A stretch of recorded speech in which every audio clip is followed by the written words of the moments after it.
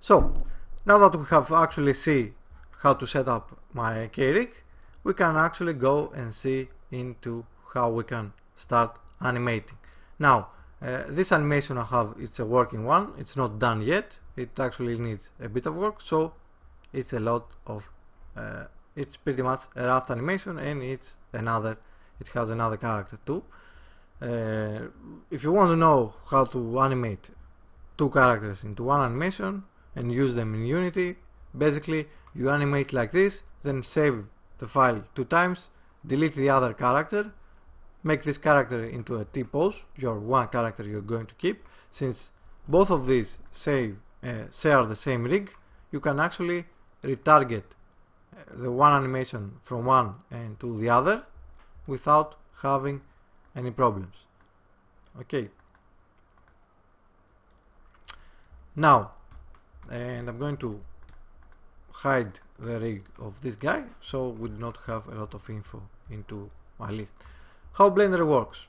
To actually start animating, you need the timeline, which is, I place it over here. Okay, this is not going to be a beginner tutorial about using Blender. Well, I actually didn't want to do any of this stuff, but you pushed me. So I'm kidding, of course, but yeah, I wasn't planning on, since there are plenty of Blender tutorials. Anyway, enough of that. Okay, we need the timeline, which shows you where you have your keyframes, and which the bone currently has keyframes, on what frame you have your keyframes, and your dope sheet, which you can find from that little button over here. And you go into your dope sheet, and you need to change from the dope sheet to an action editor, and you can have all your animations over here. If you want to create an animation, keep in mind, always create a new one and hit the F to save the data block. Otherwise, if you change an animation over here and it doesn't have the F in front, okay, it's going to bring you, you're basically going to lose your animation, simply. Now, how to animate? You place your model into the position you want to place, and let's create a new animation. Basically, let's go to idle, and this is the idle I take inside Unity. Okay, as I said, you want it to be always retargeted into a T-pose. You always want to save your file, your final file you're going to use, into a T-pose. And so I'm going to duplicate that, and the F is already pressed, since it wasn't pressed, so you need to press it. So I'm going to name this test. Now it's over here, down here, so I hope you can see it. So what I have to do now, I can actually delete my keyframes that are already placed, since it's only the idle pose. Now you will see that it has a keyframe on all my bones, and I can either select all of these bones over here and hit, and come over here and hit delete keyframes, or if I hit A and X, delete all my keyframes. Now I can place my model wherever I want, or the pose I want. Okay, make it so that it's something, you know, something that worth looking at. Something like this, or whatever, or like that. Maybe he's dancing, maybe he's doing I don't know what. So this is pretty horrible, but anyway, something like that, or whatever. Or yeah, let's I don't want to spend too much time with this, to be honest. And yeah, because yeah, I really don't see any point in watching me into real time working on creating a new animation, since I feel that it's a bit useless and just a waste of time in the end. Okay, so how I usually work is start placing keyframes on the major keyframes, so the main ones, if you want to talk more technical. The main ones, I guess they call them. Okay, I can place my hand over here, but you see my elbow is wrong, so I can take my elbow over here, from over here, and place it so that it looks correctly. And I should probably fix the spine a bit, something like that, or whatever, or something like that. I guess this is a bit of an anticipation pose, something like this, and you will see that there is a zipper flying around over here. Something like this, I guess, or yeah, this should feel a bit more natural. I guess his hips don't look that elegant. Okay, just place your main keyframes, select all your bones, and either hit I, or I actually need to reassign, since I deleted all my keyframes. It actually deselected the action I had over here, so I need to select it once again. Now Unity doesn't like it when you have frames on, or when you have keyframes on your 0 frame, so I'll set it just to 1, and either hit I, or you can come and say on your timeline, we need to save the location rotation, and hit this one, or just hit I. And why is that? Something's wrong, and it successfully added the keyframe. So I'll go to my next keyframe. Now at this point I do not care about timing, so if you know the principles of animation, this will be horrible. I only care about my basic keyframes, so ignore this guy. So I'm going to place this one into a different pose. So I'll select everything except my root, since this is supposed to be an execution animation or takedown animation, as we saw on a third-person shooter project. And I want to keep my root bone to always be at the same position. So I'm just deselecting the root bone, and I place this one somewhere over here, and then start rotating this and fixing it one by one.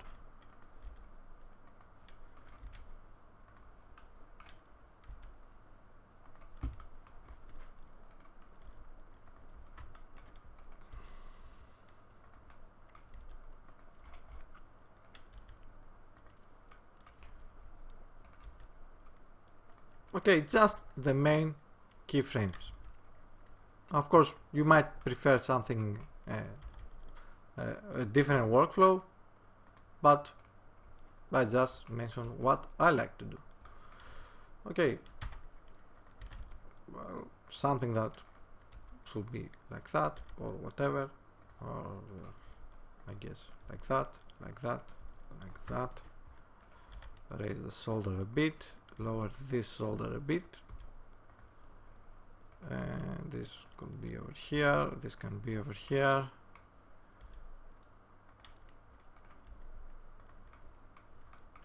And this will come somewhere around over here, and this can rotate.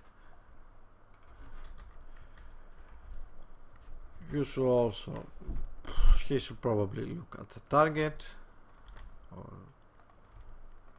somehow like this. This can come a bit down, or whatever. Yeah, of course you can have a lot of fun with this.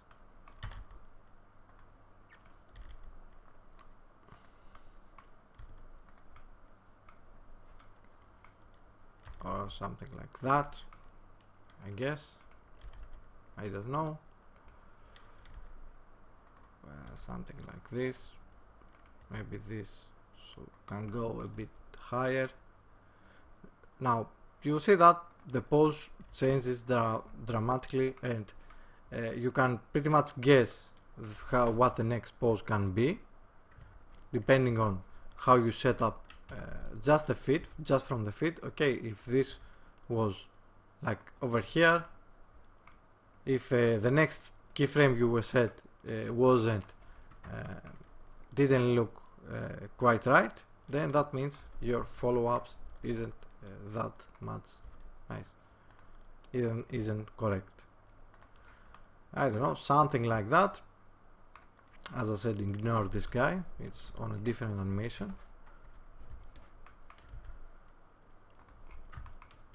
Okay, let's say that this is just a basic, it's just a main keyframe. This will rotate like that. Let's go down over here, like that, like that. I don't know, something like this. Add keyframes on all of your bones. Now, if you interpolate right now, you will see that it's just a lucky case that it doesn't look that bad.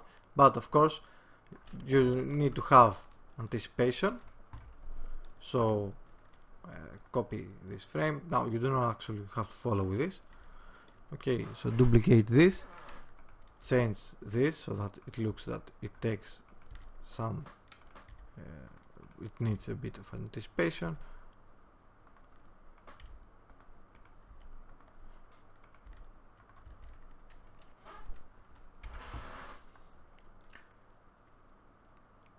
And when he's leaving the ground, it should be somewhere like over here. So that it needs, so that it feels that it has a bit more power into his kick, and this will also something like this. So as I said, I pretty much covered the basics of how you animate, and the rest is just applying the principles, and the principles of animation you should probably look up if you do not know, if you want to animate.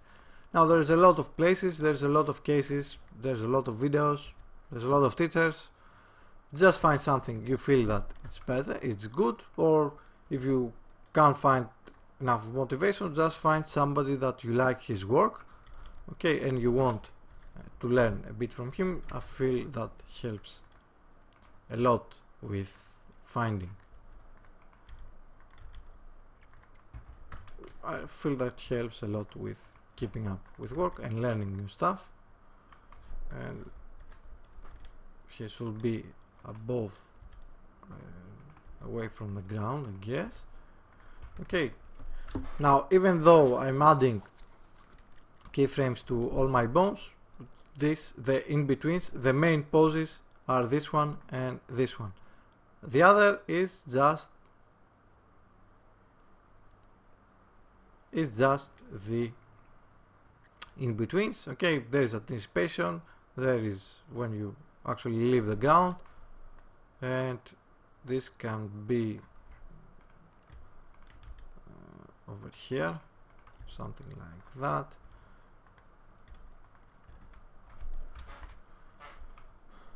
I guess. And of course, since this is a kick, the timing is off, and the faster you make him do the kick. And let's place this guy, let's make him land or whatever. So let's make him do something like this, I guess.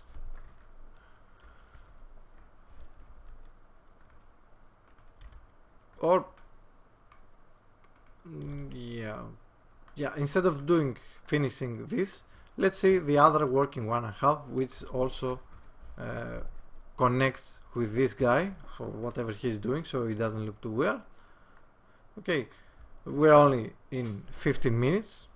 It usually takes from 5 to 10 hours to make animation like that, of course depending on your skill. And I'm going to change that to this. So if you are a fan of wrestling, you will know what this move is. If you are not, then I'm not going to tell you what it is.